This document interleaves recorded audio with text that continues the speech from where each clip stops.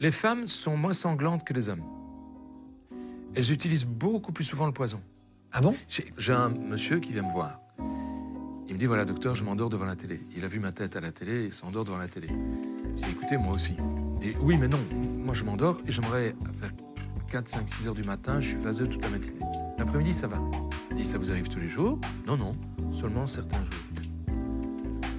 Bon, et là je me dis, tiens, il y a peut-être quelque chose. Je lui demande comment est son chauffage, parce que la première chose à laquelle je pense, c'est une intoxication au monoxyde de carbone. Avec un chauffage qui s'arrête, tu vois, l'intoxication ne monte pas trop, c'est quelqu'un qui est économe, peut-être dans son chauffage. À voir. Il me dit, non, non, mon chauffage est électrique. Ça, un chauffage électrique, ça donne pas de monoxyde de carbone, il faut une flamme pour avoir de monoxyde. Donc c'est pas ça. Et alors je me dis, bon, bah, c'est la bouffe. Hein. Bon, il a quelque chose dans sa bouffe qui lui va pas. Et je dis, votre femme, elle a la même chose que vous? Non. Vous vivez à combien à la maison? Ben, nous sommes 3. Il y a ma femme, il y a moi, et un autre bébé qui a 2 mois. Oui. Ouais. Et votre femme, rien? Non. Ah. Qu'est-ce que vous mangez que votre femme ne mange pas? Ah bon, on mange la même chose. Qui c'est qui fait à manger? C'est ma femme. Il n'y a vraiment rien que vous prenez qu'elle ne prend pas.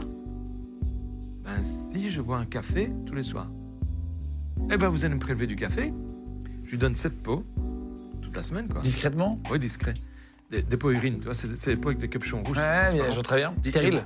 Oui, enfin, dans ce cas-ci, c'était pas utile. Vous versez du café avant de le boire, vous versez du café dans le pot. 1 par jour, lundi, mardi, mercredi. Et vous allez mettre une croix sur le pot où vous êtes endormi. Vous croyez que ma femme, je ne crois rien du tout, vous n'allez rien lui dire, et vous allez surtout cacher vos pots, elle ne doit pas les trouver, ça va, elle ne doit pas les voir. Même quand vous vous endormez, elle ne doit pas les voir. Il est planqué sous le fauteuil. C'est un fauteuil avec des franges. Ouais, Donc, vous ne voyez pas. Et pas une blague, hein, tout ça, on l'a calibré avec. incroyable. Et les jours où il s'endormait, ben, j'ai trouvé des taux de Valium, c'était une benzodiazépine, qui était de quoi assommer un cheval. Oh là. Mais pourquoi faire? Ah ben parce qu'elle avait un amant. Elle sortait le soir? Non, l'amant venait, elle ne voulait pas laisser son bébé tout seul. Donc le mari ronflait, l'amant venait, ils faisaient leur affaire, et puis ils se barraient avant que le mari ne se réveille.